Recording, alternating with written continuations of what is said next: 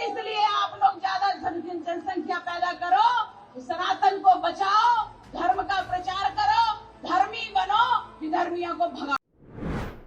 हमें उसकी संख्या चाहिए और इसलिए आप लोग ज्यादा जनसंख्या पैदा करो, सनातन को बचाओ, धर्म का प्रचार करो, धर्मी बनो, विधर्मियों को भगाओ।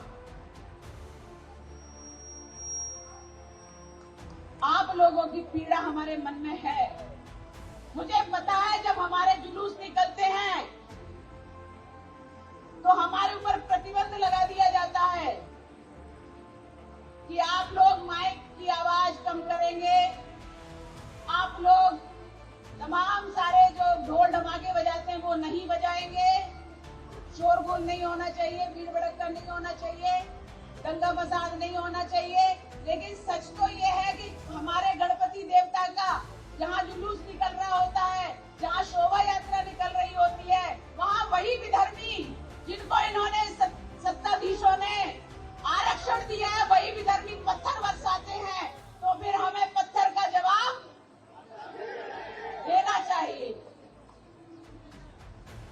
अभी मैंने सुना कि विधर्मी भगवा फहराने लग गए हैं। मध्य प्रदेश में विधर्मियों ने भगवा फहराया। हिंदुओं ने कहा ये कैसे कर रहे हो तुम? उन्होंने कहा भगवा हमारा भी पवित्र रंग है।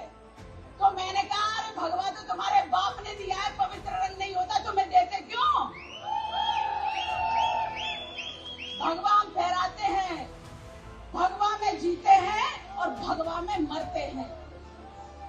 जब सन्यासी पहनता है भगवा तो अग्नि वस्त्र होते हैं, उसकी तरफ आंख उठाने वालों को जो कांग्रेस सरकार का हश्र हुआ, 2008 में उन्होंने एक सन्यासी को दो तीन सन्यासियों को जेल में डाला और डाल करके प्रताड़ित किया। प्रताड़ित करते समय उन्हें ध्यान भूल गए, उनको याद नहीं रहा कि ये सन्यासी है, अरे ये भगवा पहने हैं। लेकिन वो भगवा विरोधी, आरएसएस विरोधी, उन लोगों ने साधु सन्यासियों पर तमाम सारे अत्याचार किए। उसी दिन हमने कहा था कि अब कांग्रेस का सफाया होने वाला है।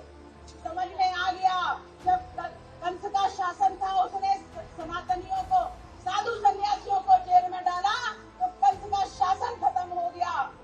राम जी के राज्य में जब हमारे सन्यासियों को प्रताड़ित किया गया, राम जी के अयोध्या में जब साधु सन्यासियों को उनके काल में परेशान किया गया, फिर राम राज्य आया, तब उनका नाश हुआ जिन्होंने ऐसा किया था।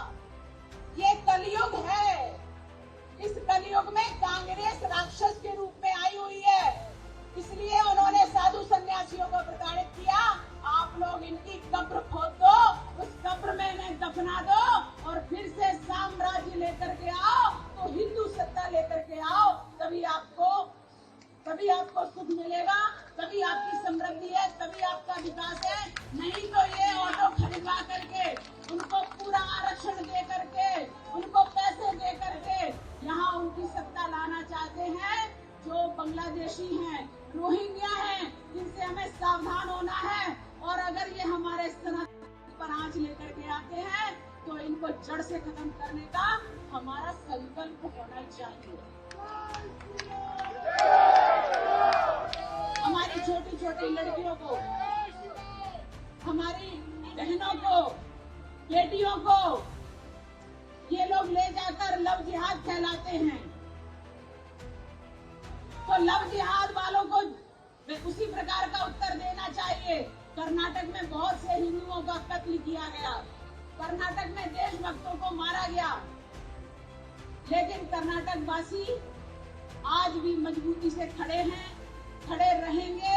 लेकिन ऐसे सिद्धारमैया जैसी सरकारों को, उनको जड़ से समाप्त करने के लिए आप लोगों को संकल्पबद्ध होना पड़ेगा। तो 2 बार बोलिए भारत माता की। 3 बार में मुस्लिमों में तलाक हो जाता है और हम में जुड़ जाता है, इसलिए बोलिए भारत माता की, भारत माता की, भारत माता की। जय श्री राम, जय श्री राम, जय श्री राम। कुछ लोगों ने कहा आतंकवादी आए, पहलगाम में आए, उन्होंने हिंदुओं को मार दिया।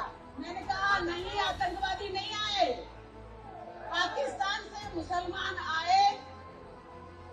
उन्होंने भारतीय पर्यटकों से पूछा तुम हिंदू हो?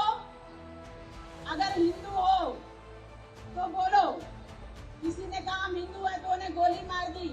किसी ने डर के मारे कह दिया कि हम मुसलमान हैं तो बोले नमाज पढ़ो। हम मुसलमान हैं तो बोले परीक्षण करवाओ। अरे परीक्षण कहाँ से करवा दें? परीक्षण तो तुम्हें करवाना पड़ेगा, हमारे यहाँ तो तुम्हारी बलि भी नहीं दी जाती। ऊपर से तो सनातनी उतरते हैं, लेकिन यहाँ काट छाट करके तुम्हें बना के यहाँ रख दिया जाता है। इसलिए कटे कटाए लोगों की तो हमारे पूजा में बैठने की औकात भी नहीं है। इसलिए कहते हैं कोई कहे कि आतंकवादी आए थे, नहीं आए थे। पाकिस्तान में हर व्यक्ति आतंकवादी है। इसलिए पाकिस्तान से मुसलमान आए, उन्होंने हिंदुओं को पहचान करके मारा और इनका जवाब उन्हीं की भाषा में ऑपरेशन सिंदूर। माताएं जो सिंदूर लगाती हैं उसकी शक्ति किसे कहते हैं, वह माननीय प्रधानमंत्री मोदी जी ने बता दिया। रात को बड़े बड़े मुर्गा मटन खा के सो रहे थे। हमारे वीर गए और उनको वही ध्वस्त करके आ गए। और ये परिभाषा दे दी, ये हिंदू का सिंदूर है, ये मातृशक्ति का सिंदूर है। इससे टकराओगे तो कहीं के नहीं बचोगे। इसलिए जहाँ के हो वहीं दफन कर